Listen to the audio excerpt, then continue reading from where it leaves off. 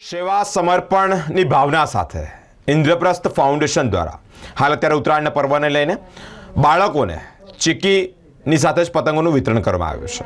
ઉત્તરાયણનું પર્વ આવી રહ્યું હોય તેવામાં જ અલગ અલગ સેવાકીય પ્રવૃત્તિ ઇન્દ્રપ્રસ્થ ફાઉન્ડેશન દ્વારા કરવામાં આવતી હોય છે.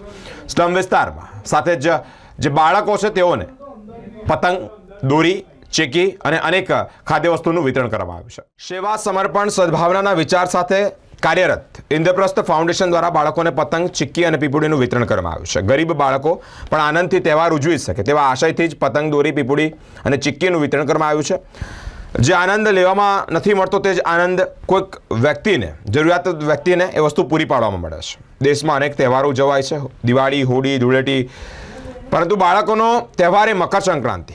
ઉત્તરાયણ પૂર્વે જ તેની તૈયારીઓ ચારે બાજુ જોવા મળી રહી છે. પતંગો એકઠી કરવા પણ તમે લોકો જોયા હશે, પરંતુ ઘણા બાળકો પતંગ ખરીદી નથી શકતા તેવા બાળકો માટે એક ઉમદા હેતુ સાથે ઇન્દ્રપ્રસ્થ યુવક મંડળ દ્વારા સ્લમ વિસ્તારમાં બાળકોને ઉત્તરાયણના પર્વ નિમિત્તે રંગબેરંગી સુંદર પતંગો આપવામાં આવી છે. સાથે જ ભોજન પણ પીરસવામાં આવ્યું છે. તેવા સંકલ્પ સાથે ગોત્રી સરકારી દવાખાના પાસે જે ઇન્દ્રપ્રસ્થનું રસોડું જે કાર્યરત છે ત્યારે બાળકોને પતંગ, પીપુડી, ચીક્કીનું વિતરણ કરાયું છે.